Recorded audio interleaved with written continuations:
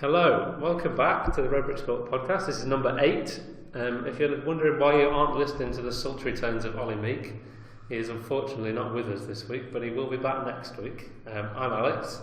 I'm here today with Leanne, our sport editor, Harry, former sport editor, now deputy editor, and Evan, sport writer.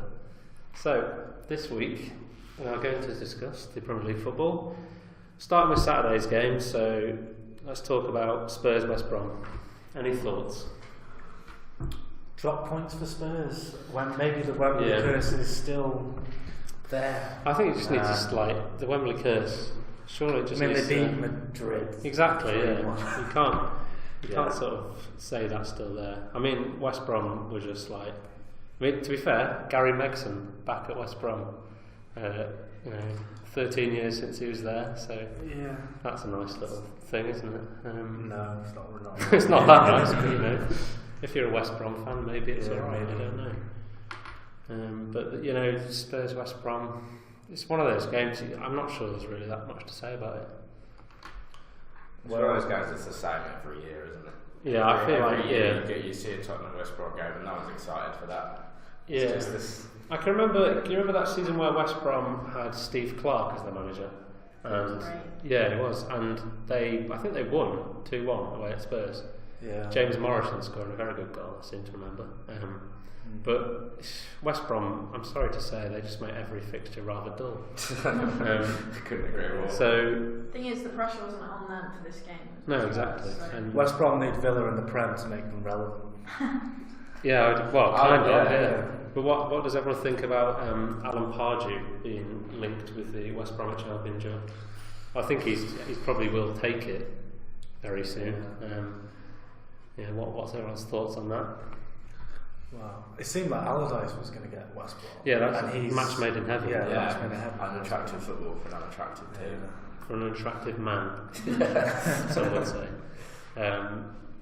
I just think Pardew, enough is enough with Pardew. He should be relegated to the Championship. I don't understand how anyone's going to give him a job, honestly. He's not really got a good. At least it'll stop him being a pundit. That's true. He's terrible on Sky. He's more known for that one dance he did. Cup final. Final. And then it was the FA Cup final. Yeah, he's more known for that than he is for any footballing record that he's got. And for making some rather unfortunate comments on Match of the Day in 2007, which I will not go into right now. So we'll just leave that game. I don't think there's much else to say. Tottenham had a lot of opportunities that he didn't score. Yeah, but there we go. Arsenal now above Spurs in the table, so Spurs being the second best team in the league? Question mark. I don't think so. I don't think so. I don't think you'll stay above Spurs for long. We'll see, Evan. Time will tell. Let's move on to Crystal Palace Stoke. So I think this one's a little bit more interesting. It's good to see Palace get a win. Yeah. My favourite thing about this game was watching Ryan Shawcross act as a defender for Crystal Palace. I don't know if you saw it. He literally, the ball would have gone in. And I think the ball was going wide, just about. But it was a Shaqiri shot, but it was going wide, and Shawcross tried to turn it in, and he ended up kicking it away from the goal. But it stayed in, and they had another chance from it. They did, but I just find that quite humorous, really. Yeah.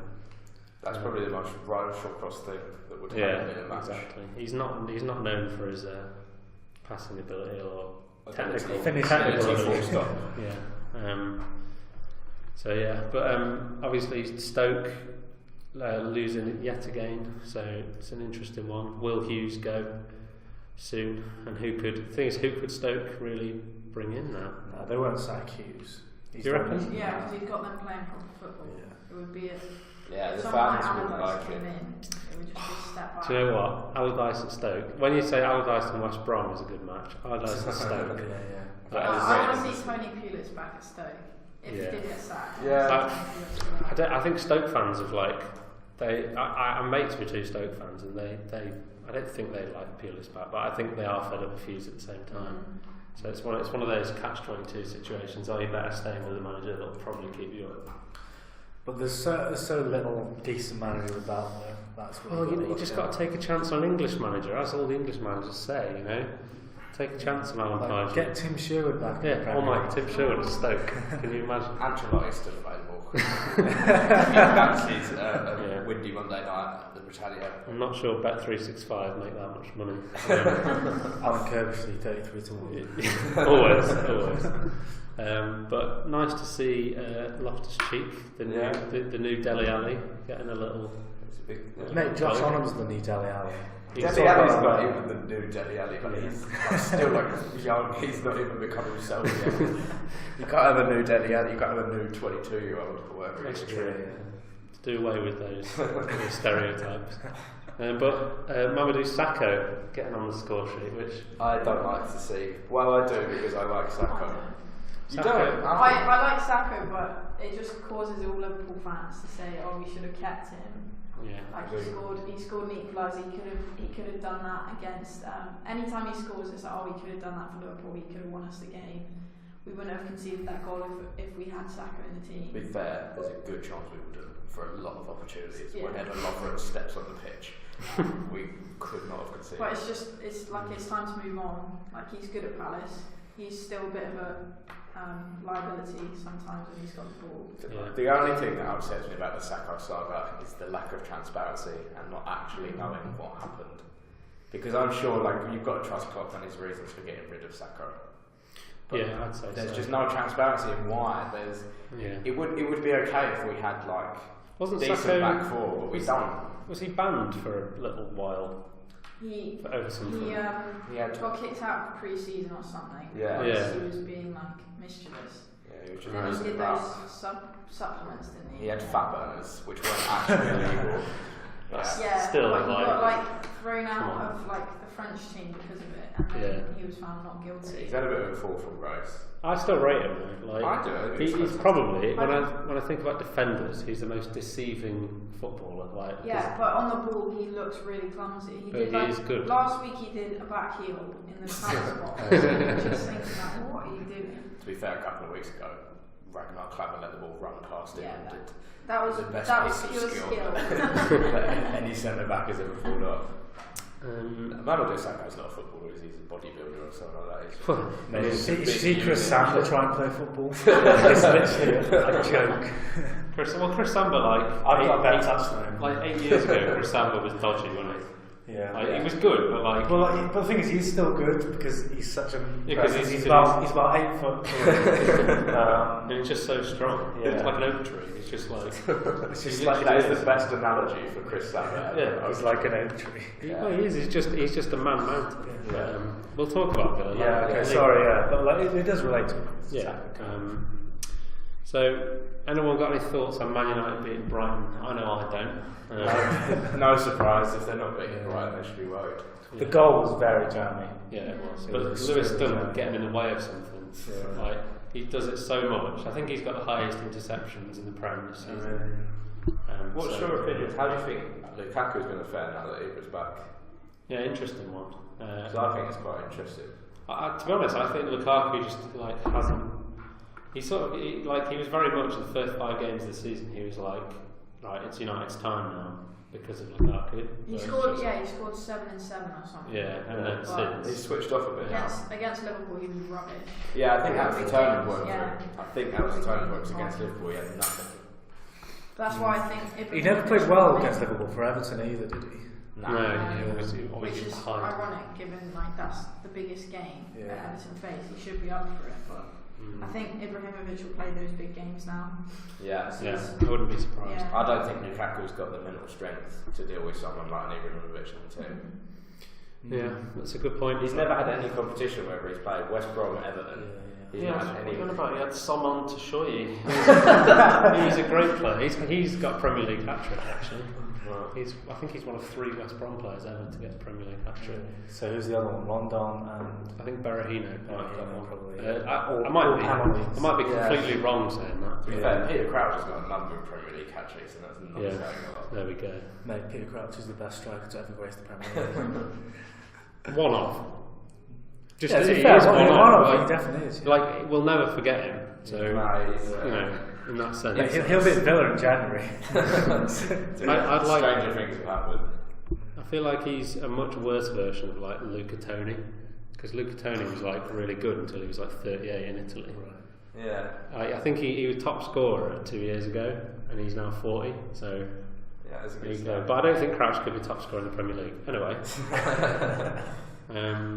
So is that enough on United? Well, who cares, really? I mean, I don't. if you're a Man United fan, I don't think Man United fans care about this game. It's just like, it's just a formality. I think even them, like, they're pissed off themselves because they know it's lucky. Yeah. Like, yes, it's a win, but they're seeing rubbish football time and time again under Mourinho. So a lot of them aren't very happy. Jose out and out of any more jobs in football. Good. Can we agree on that?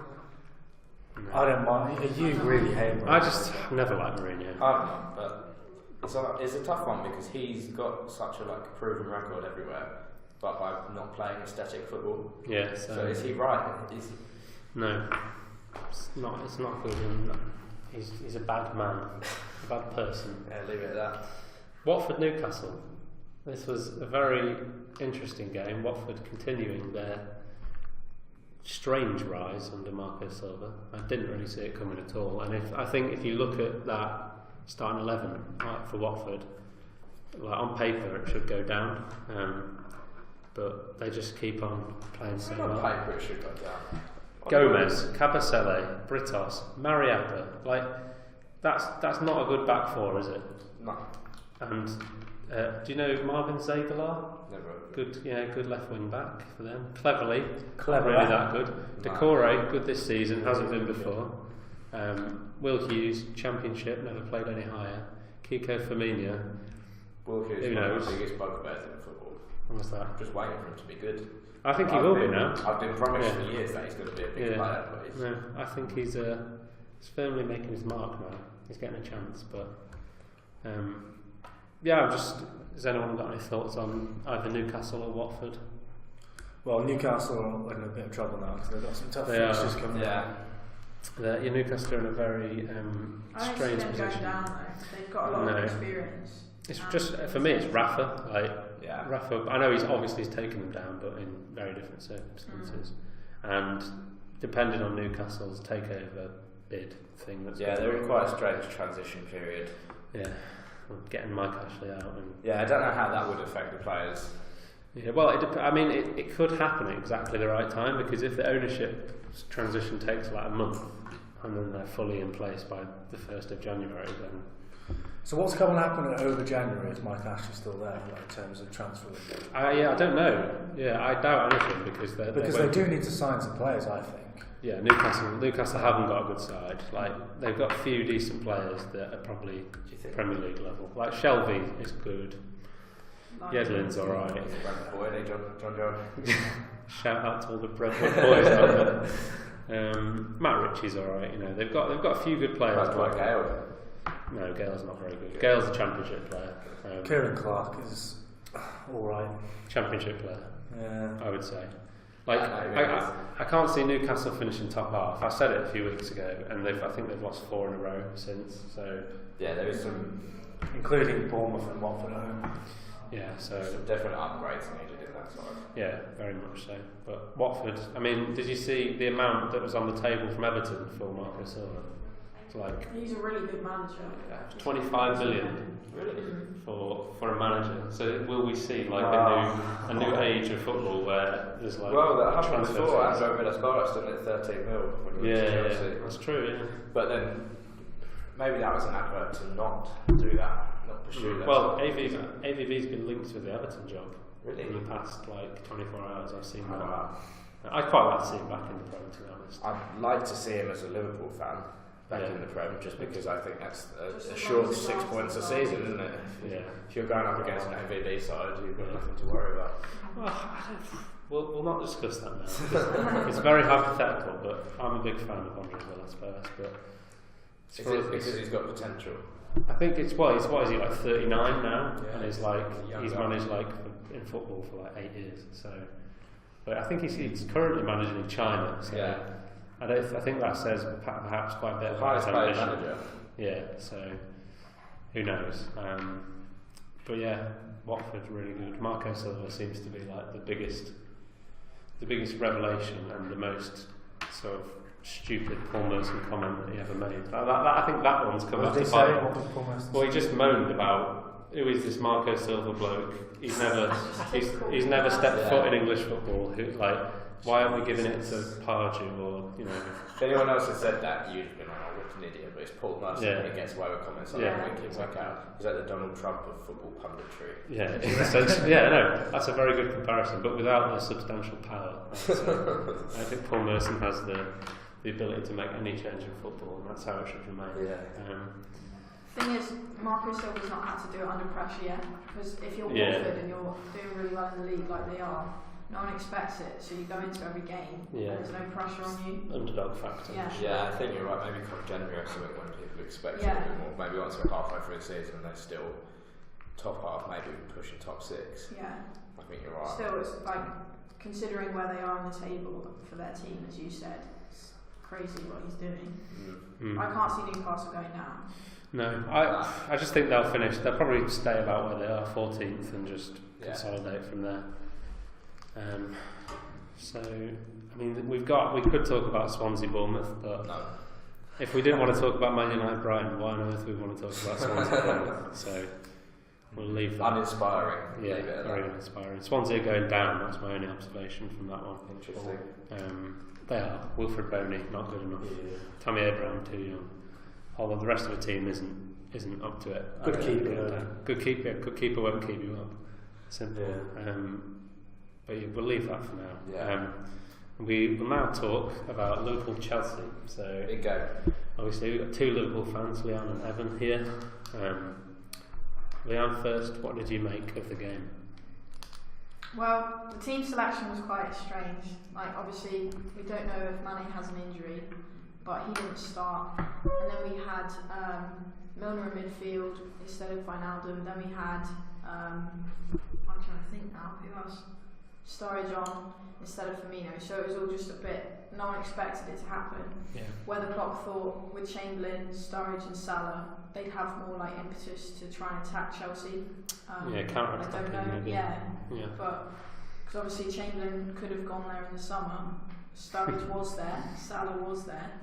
Neither of them, did very well there. So he might have thought they'd be up for it, but we were doing all right. When we got the goal, I thought everything was going really well, and then we just don't have any luck. I don't think William meant to do that. No way.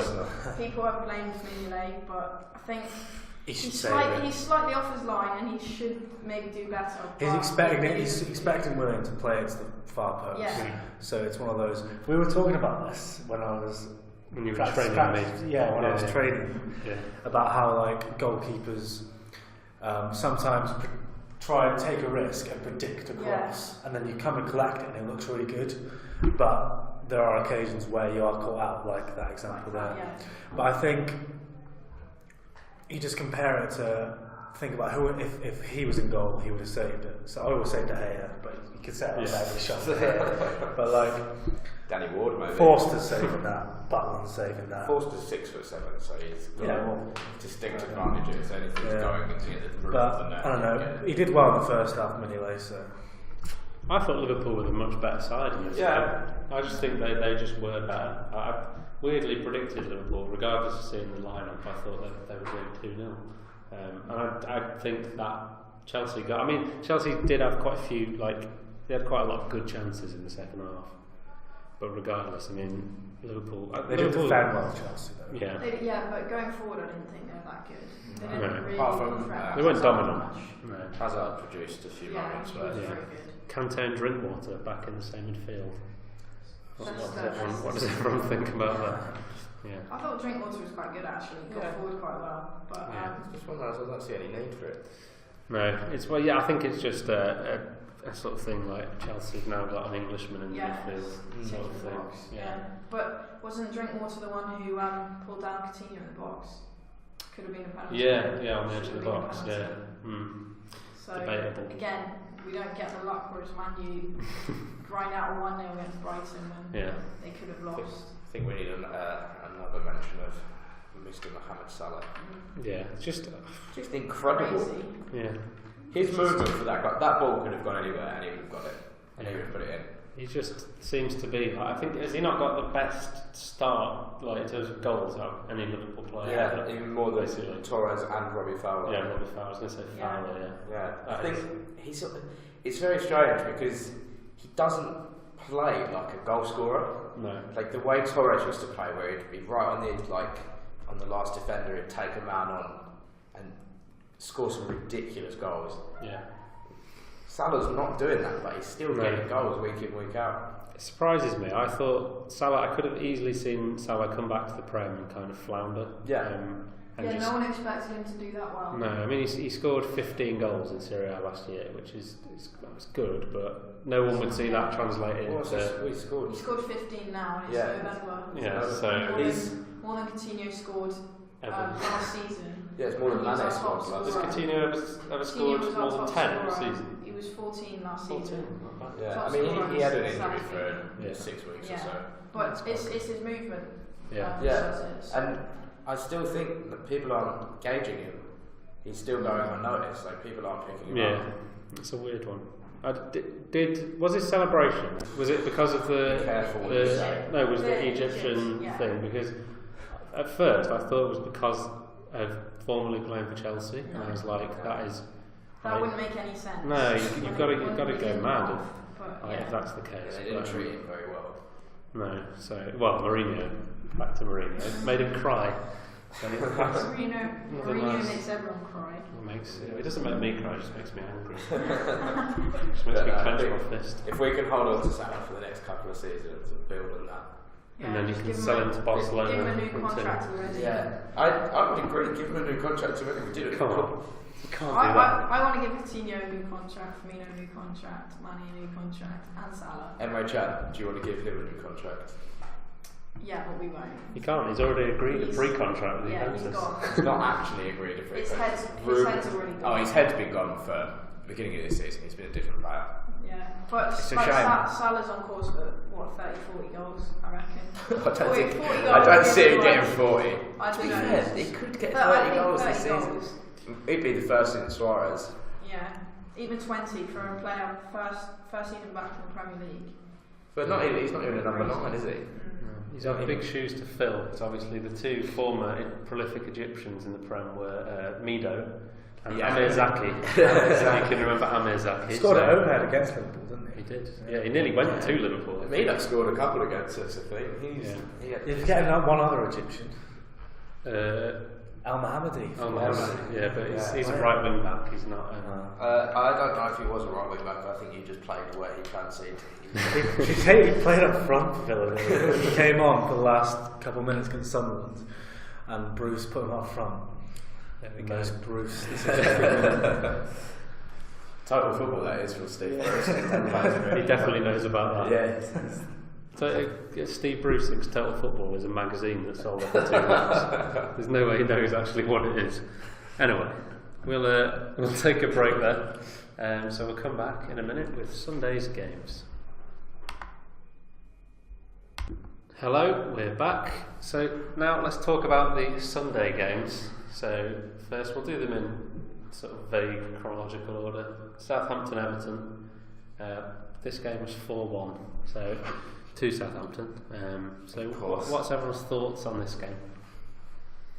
Is it credit to Southampton, or does it pay homage to just how bad Everton are?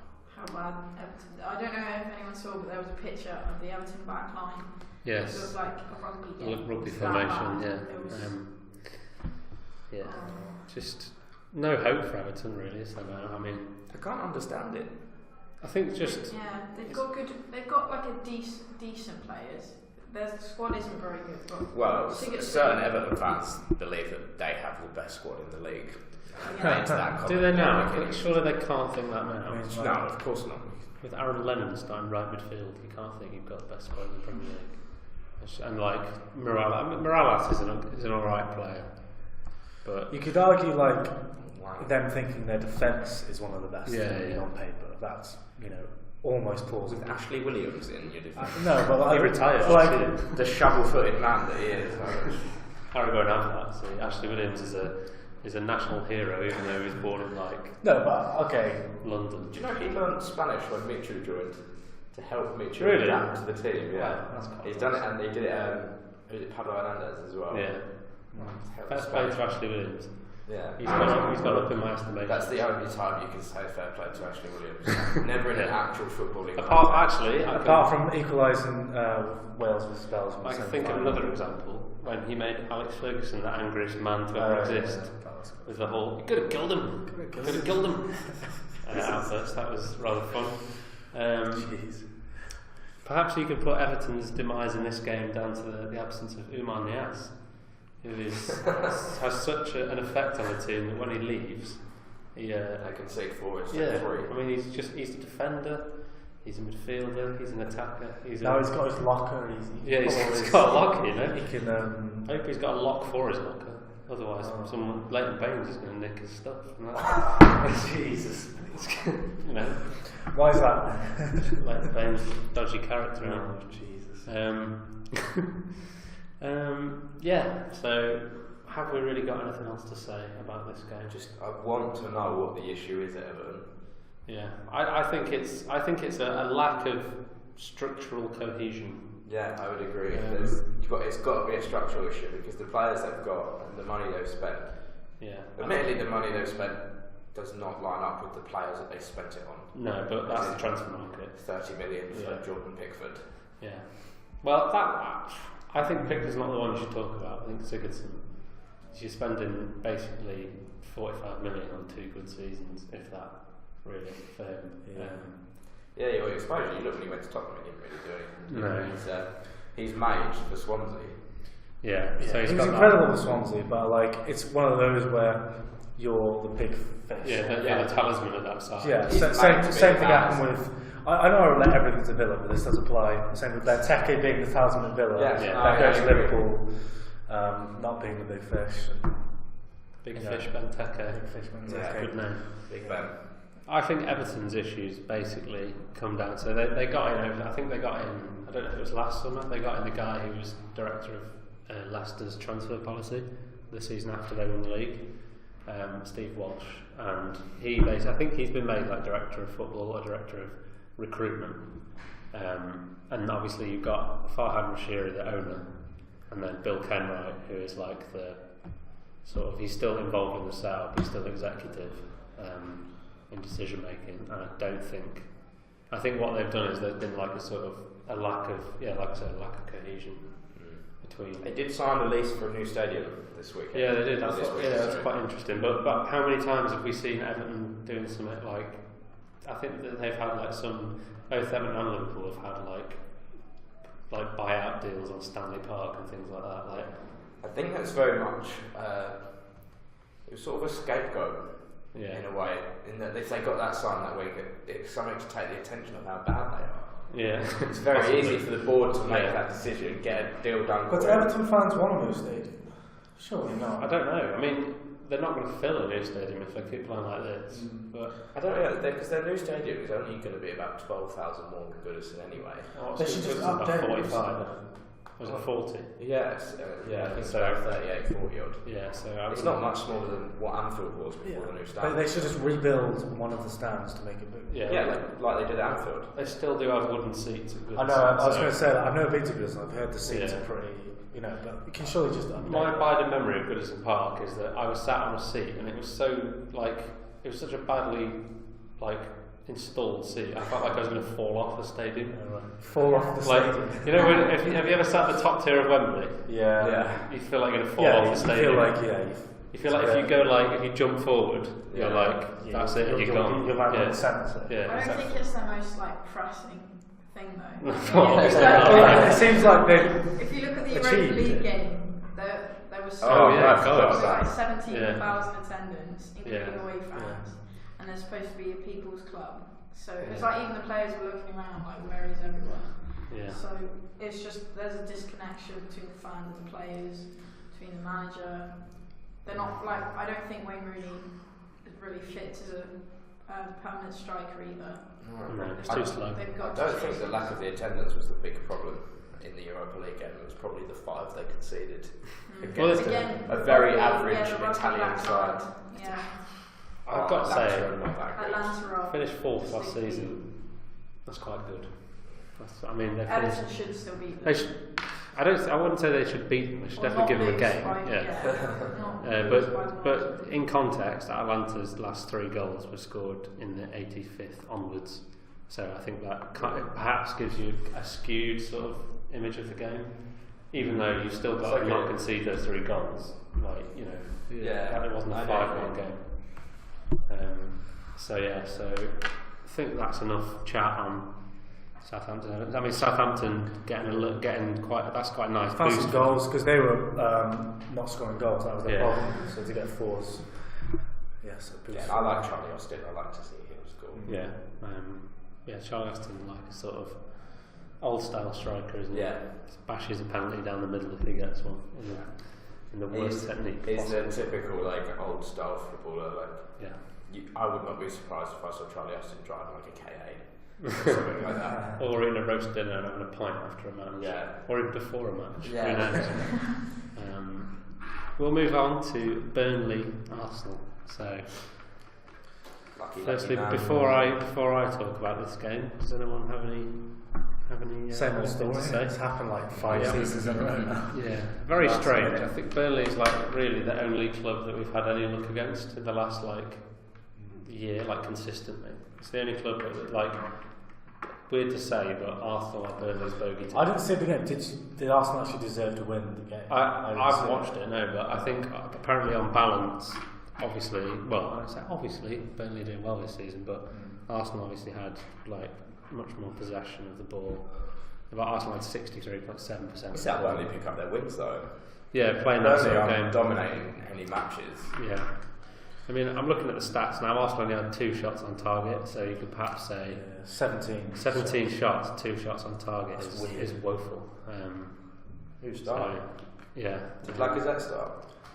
Yes, he did start. Yeah, Lacazette, Iwobi, and Sanchez were the front 3. Ozil was out. 17 shots and only 2 on target. Yeah, that's pretty. It's sort of a result that papers over the cracks, though. It's like a bit like Man U result. Yeah. So yes, it's 3 points. Yeah. Yes, that's all that matters, but there's still a lot that Arsenal. They win the next couple. So beat Spurs, beat Villa. Who have they got next week? United. Yeah. Win that. Good. Arsenal's season is transformed. Yeah, we've got Huddersfield at home in the week, which I see only going one way. And then you never know, it could happen. And then Arsenal Man United 5:30 on Saturday. So yeah, I think I agree with what you said, Leon, but I do think I don't know if anyone saw Hector Bellerin's tweet. We've got home. Yeah, I think in terms of it may act as a turning point, a little bit of a springboard to sort of. Sometimes it is the ugly results and stuff. It's like the mental toughness of knowing that you can play 90 minutes. You can play 90 minutes against Burnley, not have any sort of mental or physical deficiencies in the game, and you can build on that. Plus, Burnley are a hard team to beat at home. Yeah, hard team to break down. Yeah. They're set up to infuriate teams. Yeah. I do think it's embarrassing that Bellerin's got to send out a tweet like that. I think that's a social media age. So it's just I think shouting through your performances. If you want to show the fans that you've got something. Does this not? Not really. the 92nd minute winner against Burnley.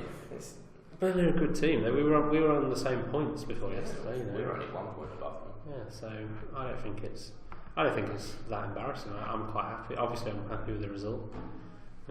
I would have taken a draw before the game. So. There we go. Really? Well, that's a of course I would.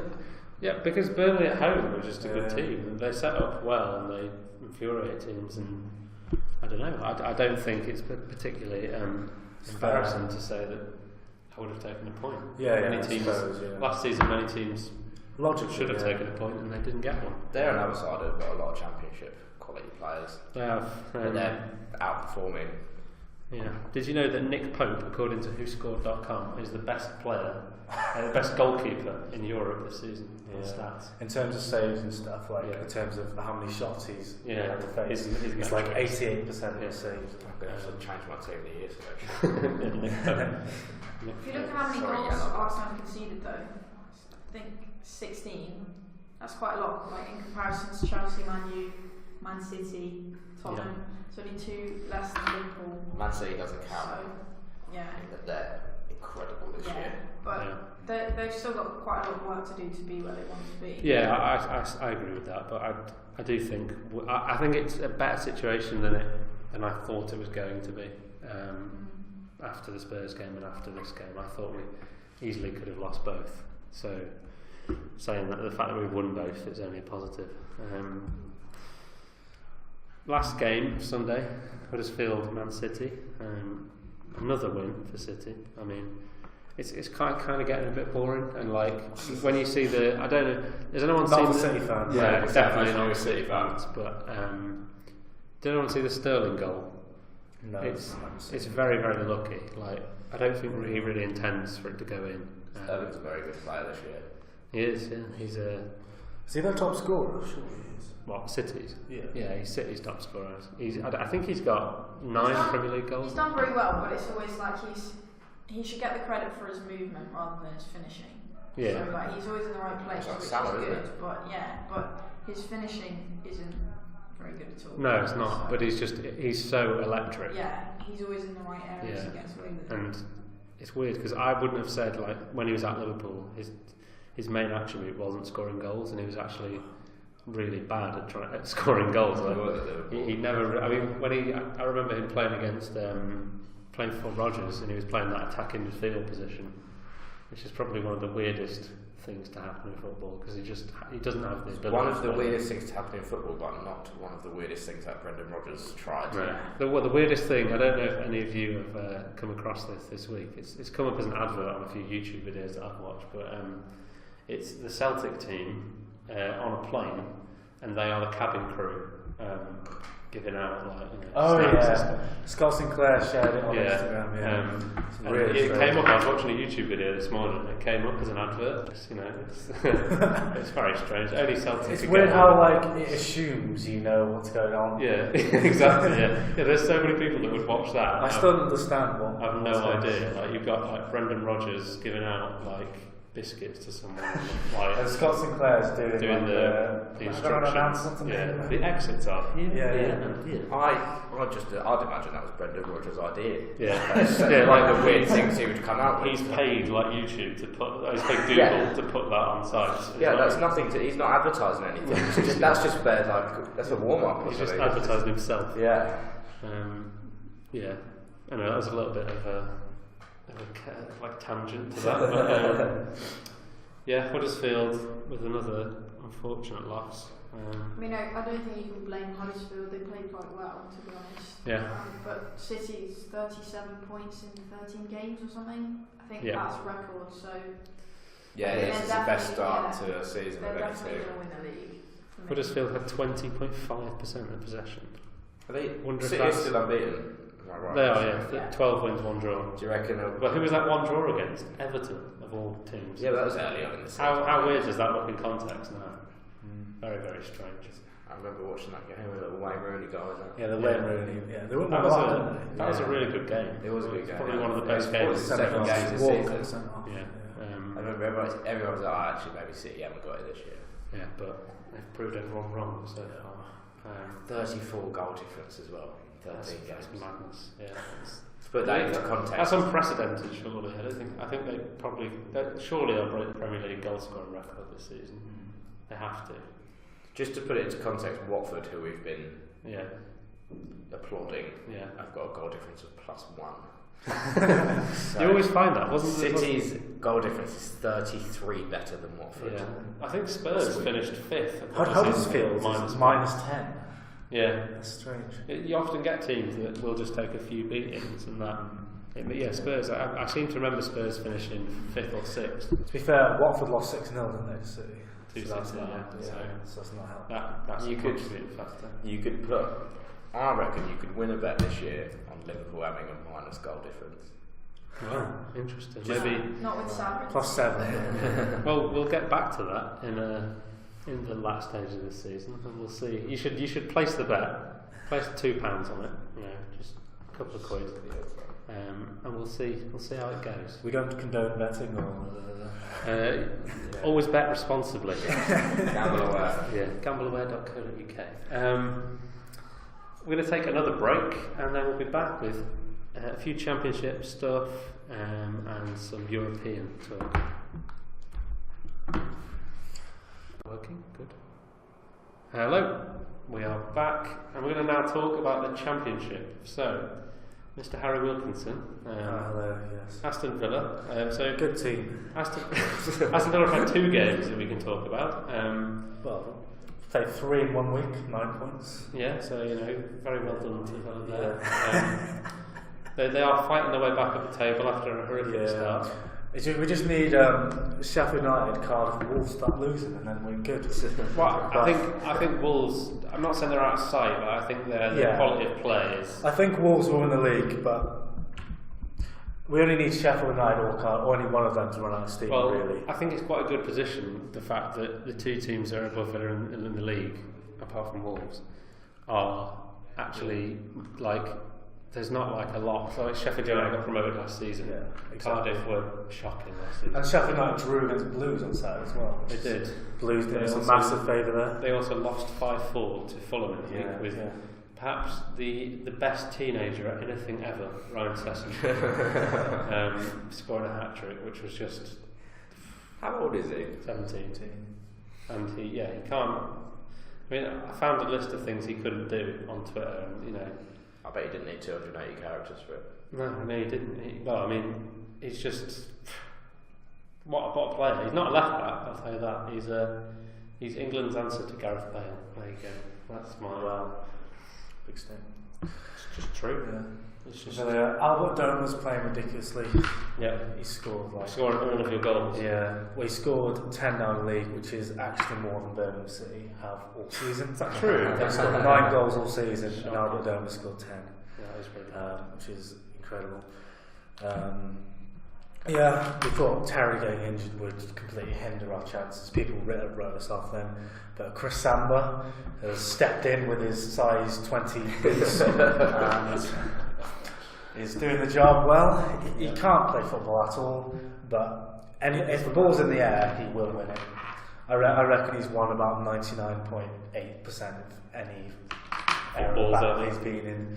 He came on in the 26th minute. Jedinak started, got injured, and Jedinak at centre back I found quite interesting. Yeah, he did play there last year for a bit, and 10 World Cup qualifying goals and started as centre back in the Championship. Yeah, scored a hat-trick.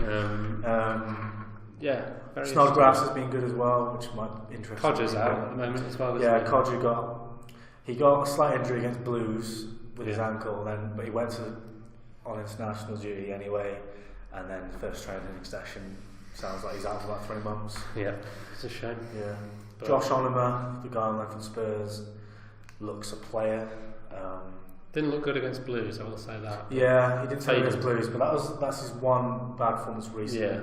He's playing in weirdly, he's playing in what some might call the Dele Alli role. Yeah. Which is interesting. Leeds away on Friday. I'll be there. That's a big game again. That'll be a very interesting one because Leeds are now going to Leeds. On the coach. Yeah. Be decent. But, I think that'll be a very interesting game because Leeds have picked up. They've picked up again a little bit. I mean, obviously last week, I think they lost in midweek, and then they've come back since 1-2-1. Yeah, they lost 4-1 in the week to Wolves, but I still see it being a reasonably tough game for Villa. Definitely, 100%. Is there any other results we can talk about on Saturday? Wolves in possibly their peak form of the season, obviously beating Leeds 4-1 in the week. Yeah. Now beating Bolton 5-1 on Saturday. Can they be stopped?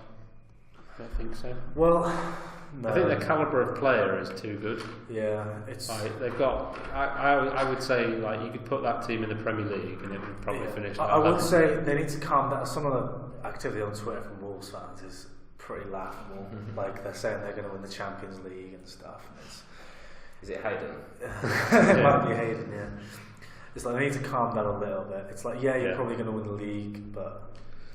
Well, I mean, they've been used, even when they're in the Premier League, they really weren't a stylish side. And this is like a really nice break from that.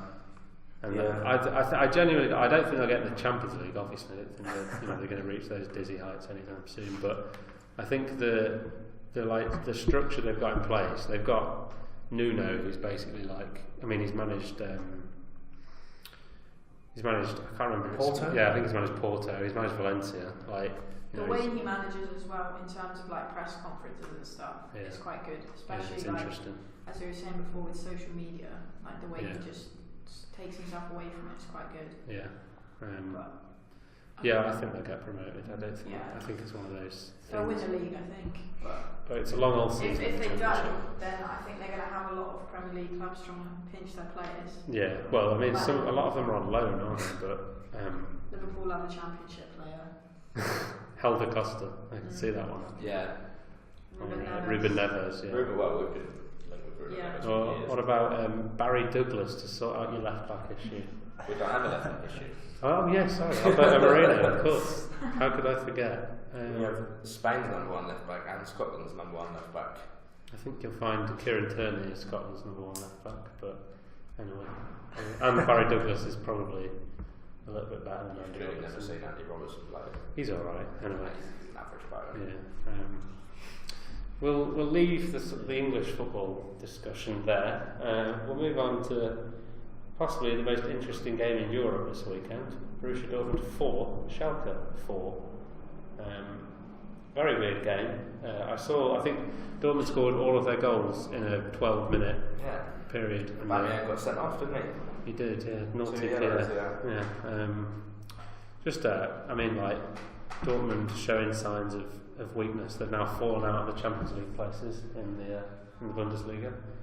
Who's Dortmund's manager now? Peter Bosch, who was at Ajax last season. I don't think the Dortmund fans are very happy with him. I don't really know why they sacked Thomas Tuchel at all. I think it was like one of those sort of things where he was not doing what they wanted and they just wanted to change. It's a bit of a panic, isn't it? Yeah, I think so. I think they'll regret it in time, but I think Dortmund always vaguely roughly know what they're doing. They've got a funny squad, Dortmund. They have. I don't think the Dortmund squad anymore is built on very solid foundations. No. You remember last year, they brought in a lot of players, Dembele and Raymond, and stuff like that. Yeah. And then it's similar to what AC Milan have done this season. Just brought in a Yeah. whole host of good players that you think, well, they're going to cause some upsets. It's not really. No, they haven't set the world alight. No. Disappointed against Tottenham. Yeah, they lost to Spurs obviously in the week, so yeah, I don't really know. Aubameyang's been told he can leave in January as well. Yeah, Yeah, well, interesting. apparently they only want 55 mil for him. Really? Yeah, I understand he's a bit older than some, but He's 28, I think, isn't he? So, yes, but if you're paying 170 mil for Mbappe, Mbappe is another. I know another proposition. you are a self-proclaimed Mbappe fanboy. I'm a fanboy. I love him. And I just think if you can pick up Aubameyang for 55 million, Yeah, no, it's a good signing for now. But he's yeah, got another 2 good years left in him. yeah, that was just a crazy game there. Schalke completing their comeback with Naldo scoring a goal in the 94th minute. So yeah, crazy stuff in the Bundesliga. I don't think there's any other remarkable results. Bayern Munich lost. They Yeah. talk about the Ajax game. Justin Kluivert. Yeah. What a goal! Did you see that? Just all 3 of his goals were incredible. Like one of them in particular was good, but all 3 of them are just. Yeah. It's the next big thing. He's a typical Ajax academy player. Is Patrick Kluivert still at PSG, like as director of football or whatever he was? Couldn't tell. Because if he is, then I could see that being a move that happens. Or Justin Kluivert, the world's at his feet basically. He's probably Ajax's best youth. He's going to get a lot more. His value will be a lot higher just because of who his dad is. Yeah, I would say that's a fair point. He's just more notable, isn't he? He is just the name, yeah. Yeah. We could talk about a few other things that have gone on this weekend. So I don't really know if there's much to say. Atletico Madrid won 5-0 away at Levante. That was quite They needed nice. it, didn't they? They haven't been playing great, and they've been struggling for goals. Yeah, Real picking up a win against Malaga. Ronaldo scoring. So they should. Rare goal from Ronaldo. Rare goal. Yeah, not really much to say. It was Barcelona. They another routine win. Oh yeah, the Valencia. Did you see the Oh no, Or crossed the they line. drew, yeah. So the keeper dropped it, went through his legs, and then the ball bounced over. They had a goal disallowed. Yeah. That was well, like a goal that wasn't given. Not just it was just never like Yeah. didn't cross the line. Because they don't have goal line technology, which is weird. Yeah. Before I arrived at the game at Villa, like as I arrived into the stadium, the refs were testing the goal line technology. It was quite funny. Yeah, they are. Am I right in saying that the Spanish league is implementing video playbacks for referees next season? Yeah, I think so. Yeah. So they won't have goal line technology. Yeah, it seems a backwards, like a. Yeah, it just feels like they've skipped a step. Yeah. That is very strange. Weirdly, 3 teams still unbeaten in La Liga. Really? Barcelona, Valencia, and Atletico. So there we go. Has anyone got anything else they'd like to say? No, I think that's it. Okay, well, this has been the Redbrick Sport Podcast number 8. Please like, share, subscribe, and we'll see you later.